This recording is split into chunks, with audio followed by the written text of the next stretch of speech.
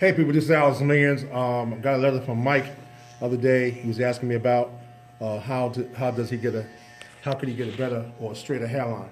You must understand, number one, that no one has a perfect hairline. Few people do.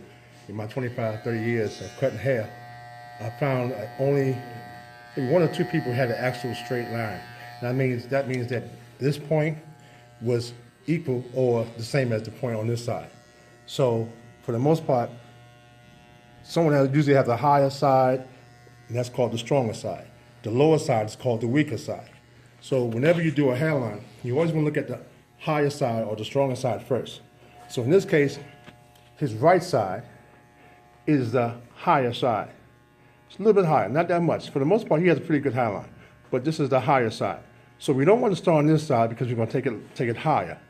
We want to start on this side first and try to match it as much as possible to this side. So we first start in the middle.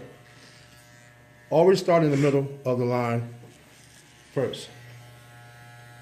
And you see here, my finger is resting right on his forehead.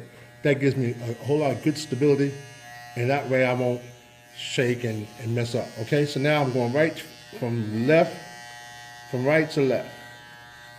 I'm going right to that corner here. I'm going to establish a nice sharp corner.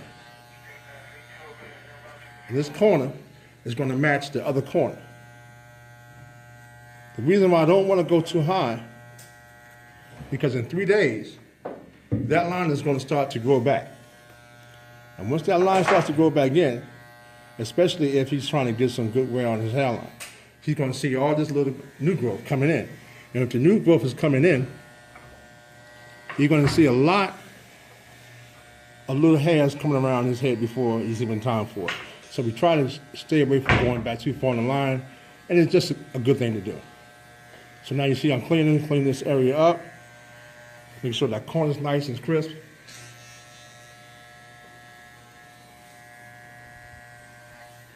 Okay, so that's that line. Now look at it straight ahead, straight on.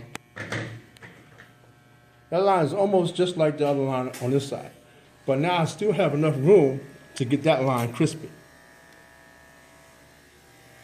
Start right here on my point, right in the middle, and work over to my right. I don't have to go that high because this is the higher or the stronger corner. I stand back off of it and look at it. Comb down again, get all loose hairs. Another thing you could do to make sure you get nice crisp lines is to use some spritz or hairspray over that line. Let that dry, and then you can go ahead and cut that hair, and all the loose hairs won't get in your way. And you'll get a nice crisp line. But for today, we just want to show you how to get a nice squared off line. Now for the most part, that's all we need to do. We even have room to come back with our straight edge with our razor and give him a nice crisp straight edge line. But this is the way to do it.